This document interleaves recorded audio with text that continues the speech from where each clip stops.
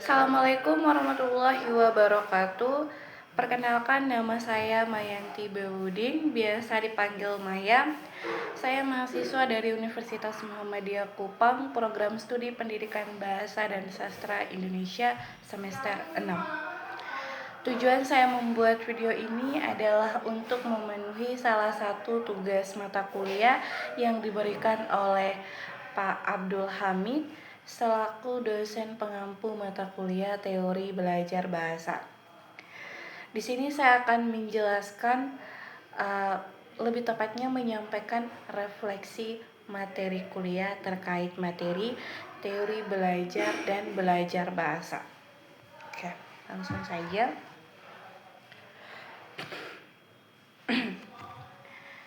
Setelah mempelajari materi tentang teori belajar dan belajar bahasa, saya mendapatkan pemahaman baru mengenai bagaimana sebenarnya proses seseorang memperoleh bahasa. Sebelumnya, saya berpikir bahwa belajar bahasa hanya berkaitan dengan menghafal kosakata atau mempelajari tata bahasa. Namun, setelah mempelajari materi ini, saya menyadari bahwa belajar bahasa merupakan proses yang jauh lebih kompleks karena melibatkan berbagai aspek seperti kognitif, psikologis, sosial, dan lingkungan. Dalam materi ini dijelaskan bahwa belajar merupakan proses perubahan perilaku, pengetahuan, keterampilan, sikap, dan pemahaman seseorang yang terjadi melalui pengalaman serta interaksi dengan lingkungan. Artinya, belajar tidak hanya terjadi di dalam kelas, tetapi juga bisa terjadi melalui pengalaman sehari-hari, komunikasi dengan orang lain, maupun melalui lingkungan sosial tempat kita berada. Saya juga memahami bahwa dalam proses belajar bahasa terdapat berbagai teori yang dikemukakan oleh para ahli. Salah satunya adalah teori behaviorisme yang dikemukakan oleh Skinner.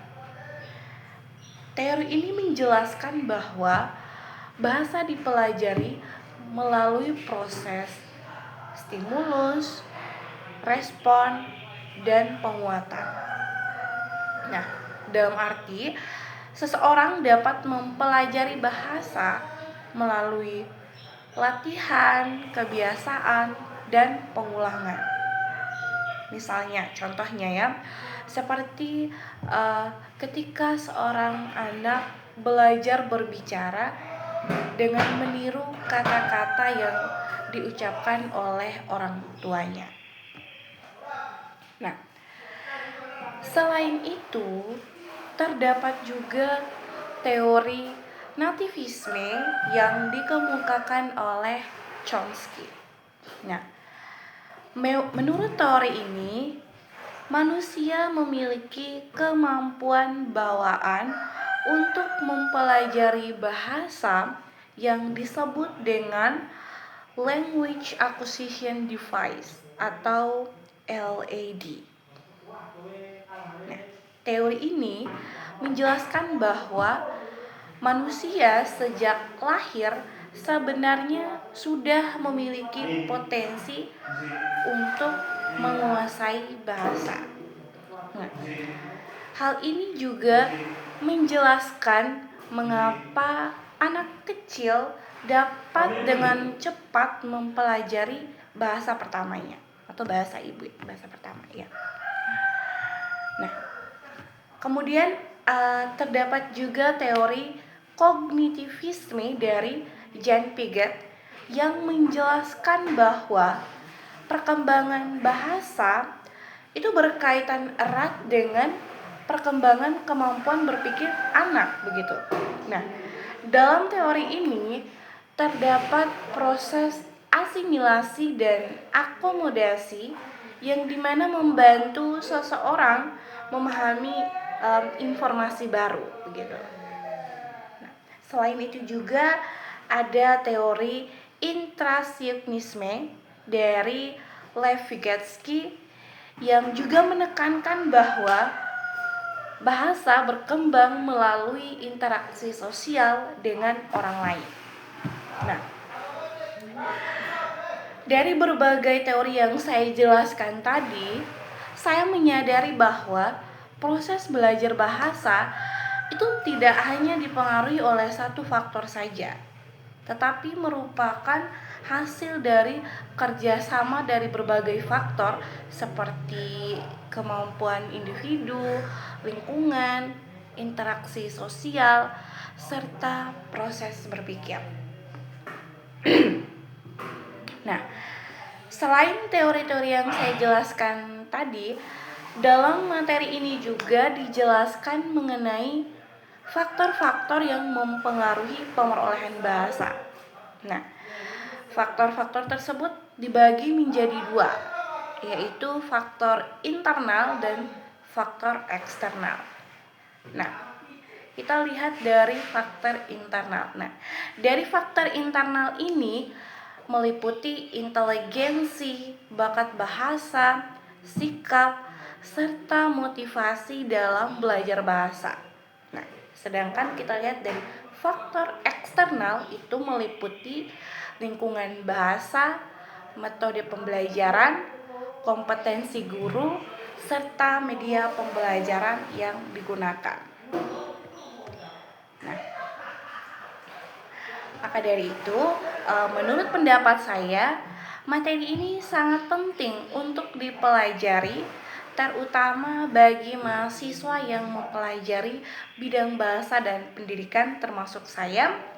Nah, dengan memahami teori belajar bahasa, kita dapat mengetahui bagaimana cara seseorang belajar bahasa dengan lebih efektif. Hal ini juga dapat membantu kita dalam menentukan strategi belajar yang lebih baik. Selanjutnya, bagi saya secara pribadi, materi ini memberikan pemahaman bahwa belajar bahasa tidak bisa dilakukan secara instan. Diperlukan proses, latihan, interaksi, serta lingkungan yang mendukung agar kemampuan bahasa dapat berkembang dengan baik. Nah, selain itu juga materi ini membuat saya lebih memahami mengapa anak kecil lebih cepat menguasai bahasa dibandingkan orang dewasa, yaitu karena adanya faktor usia, periode kritis, serta plastisitas otak yang masih sangat baik begitu.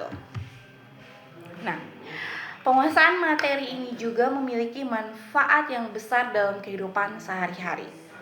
Nah, bahasa merupakan alat komunikasi utama yang digunakan manusia untuk menyampaikan pikiran, perasaan, serta ide kepada orang lain.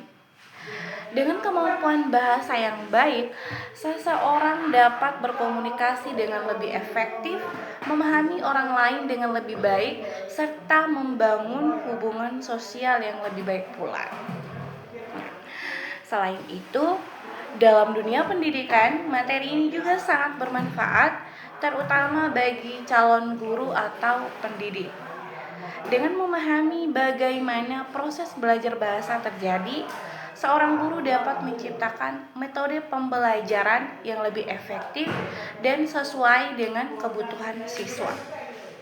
Guru juga dapat memahami perbedaan kemampuan belajar setiap siswa sehingga proses pembelajaran dapat berjalan dengan lebih optimal. Nah, dalam kehidupan sehari-hari, pemahaman mengenai teori belajar bahasa juga dapat membantu kita untuk terus mengembangkan kemampuan berbahasa, baik bahasa pertama maupun bahasa kedua. Nah, Misalnya, dengan memperbanyak latihan berbicara, membaca, mendengarkan, serta berinteraksi dengan orang lain yang menggunakan bahasa tersebut. Nah, jadi secara keseluruhan, materi tentang teori belajar dan belajar bahasa ini memberikan wawasan yang sangat penting mengenai proses pemerolehan bahasa pada manusia. Nah, materi ini tidak hanya membantu saya memahami konsep belajar bahasa secara teoritis, tetapi juga memberikan pemahaman praktik mengenai bagaimana cara meningkatkan kemampuan berbahasa dalam kehidupan sehari-hari. Oleh karena itu, saya merasa bahwa mempelajari materi ini sangat bermanfaat bagi pengembangan kemampuan diri saya, terutama dalam bidang bahasa, komunikasi, serta pendidikan. Saya berharap dengan memahami materi ini, saya dapat menjadi pembelajar bahasa yang lebih baik, amin, dan dapat mampu menerapkan pengetahuan tersebut dalam kehidupan sehari-hari maupun dalam dunia pendidikan di masa depan. Mungkin hanya itu saja yang bisa saya jelaskan pada video kali ini. Kurang dan lebihnya mohon dimaafkan. Sekian dari saya. Wassalamualaikum warahmatullahi wabarakatuh.